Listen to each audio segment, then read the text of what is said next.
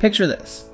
You're 2 years into your pro career, drowning in scouting report, triple teams, and half the fan base still calls your head coach timeout what timeout. Now, fast forward 12 months. I feel like everyone talks about it. I'll see it on social media. They're like, Caitlin has so strong muscles. And don't tell her I said that either. don't even mention that. Yeah.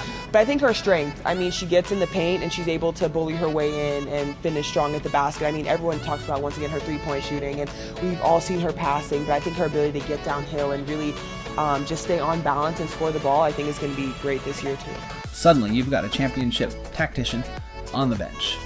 Veterans who know every playoff trick in the book, and sold-out crowds chanting your initials louder than your alarm clock.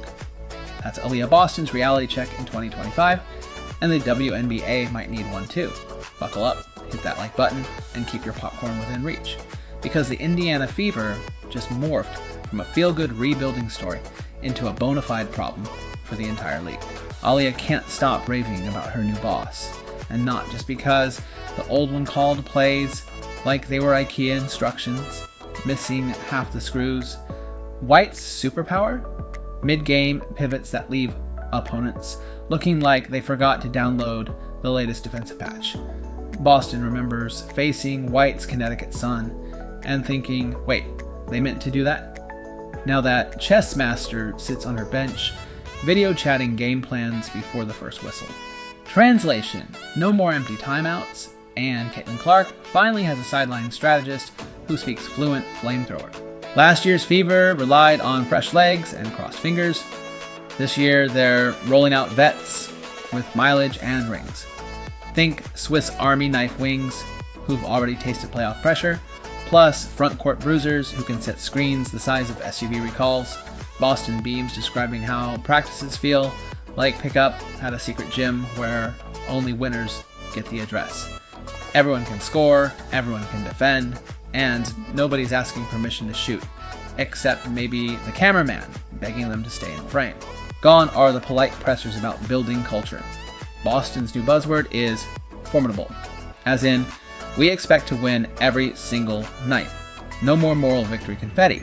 It's champagne or bust. The roster's collectively changed its LinkedIn status from aspiring to actively dominating, and the league's analytics department's just scheduled emergency coffee runs.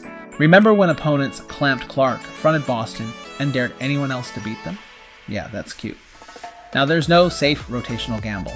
Drive and kick threes, high-low actions, secondary pick-and-roll chaos. Boston calls it so many options. Opposing coaches call it my ulcer. Best part? If the starters misfire, the second unit checks in like, hold my Gatorade. Coach White's first commandment, give up a good shot for a great shot. The Fever bought in like it was a Black Friday doorbuster. Practices feature ball movement so quick it should come with a warning for viewers prone to motion sickness. Off-court, group chats are pure positivity. Boston's daily vibe check is basically an HEB receipt. All smiles, no baggage. Unrivaled play this winter flipped Boston's inner switch from, am I open, to why not me?